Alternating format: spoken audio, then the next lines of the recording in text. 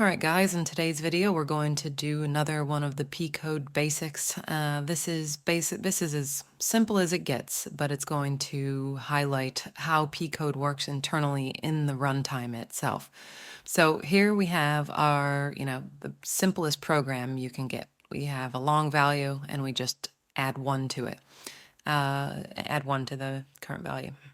So we've disassembled this and we can see what the disassembly of the P-code itself looks like. But this isn't like what actually, this is the interpreted bit, right? So the runtime itself is what actually has to interpret these bytecodes. And what we're interested specifically here is how the execution flows from one opcode to the next.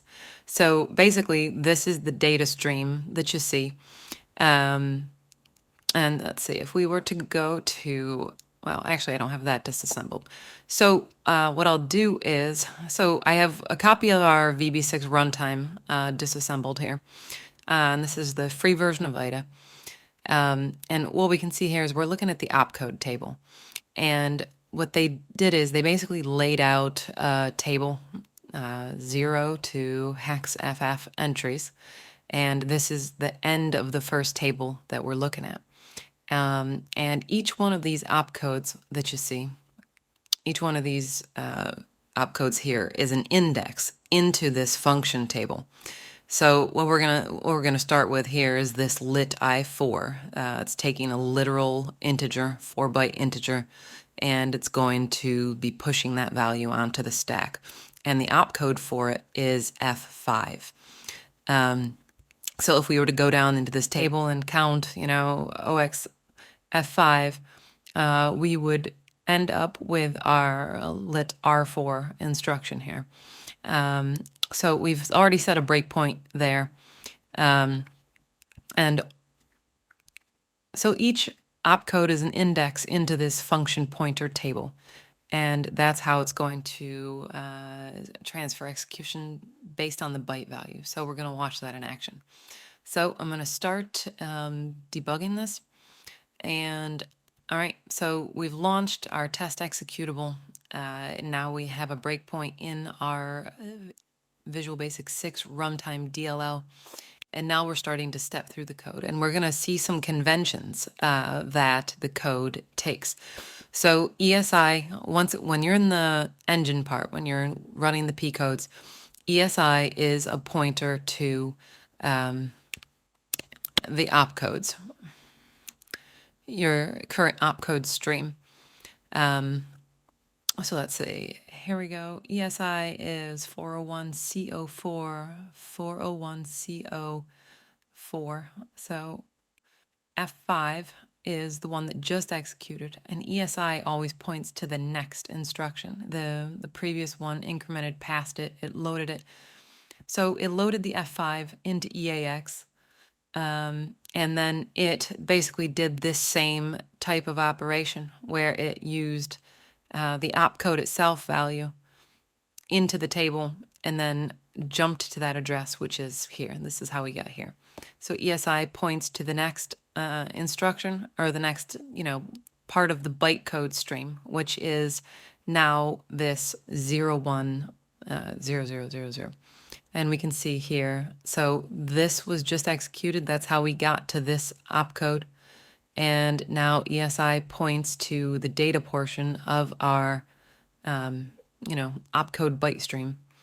And now we're going to start to do the operation on it. So I'm going to hit F7. It's loading EAX with that value. So here we can see that RAX has been loaded with 1. Now that value is going to be pushed to the stack. So the stack was modified. We have our new 32-bit value here. It's going to clear out all the bits from EAX, just zeroed out.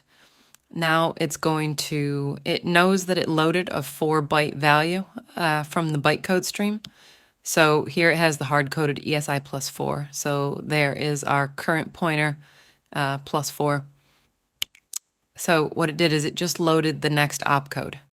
It skipped over the rest of this data portion and it loaded this AA byte. So here we can see the AA byte there. And if we look at our disassembly, we can see that AA is our next opcode for this add I4, which is the next operation that it wants to accomplish.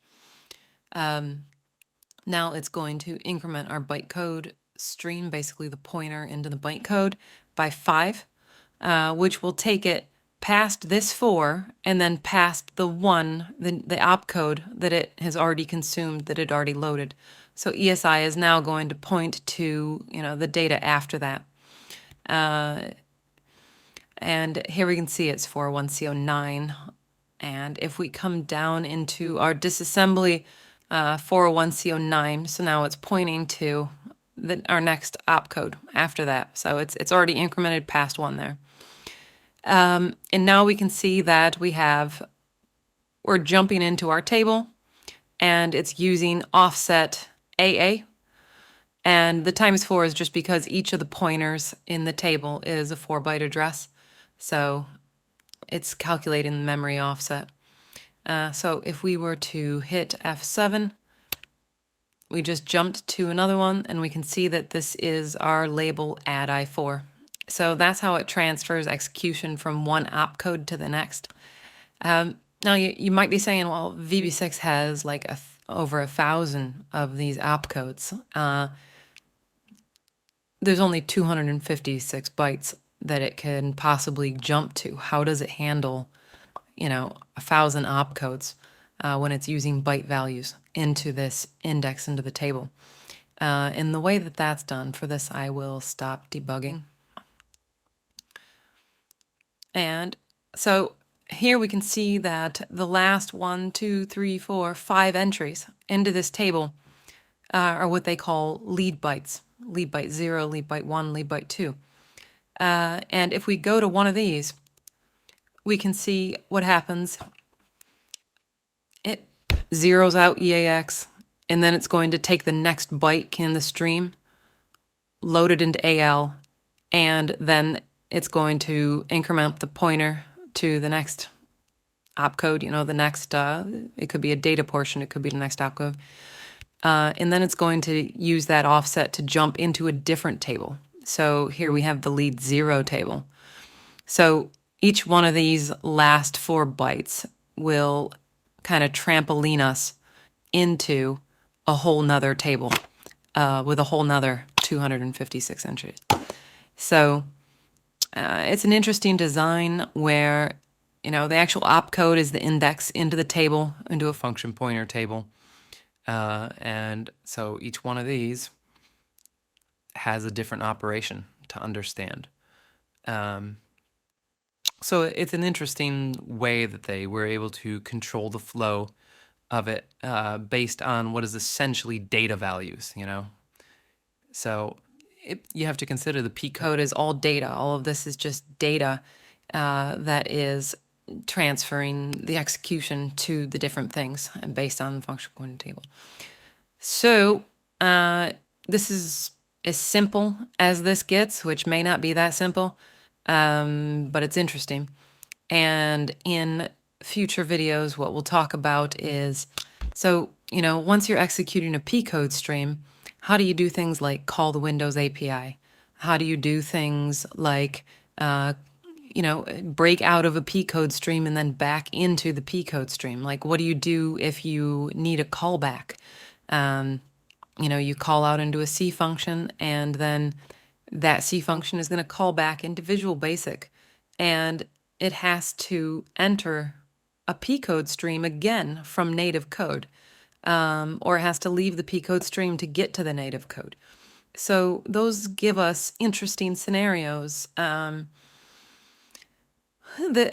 I've documented these in blog posts, but I haven't really done any videos on them, but it's all pretty neat stuff. So I've got some of the stuff that's coming up, and I guess that's it. Hopefully you enjoyed this little video.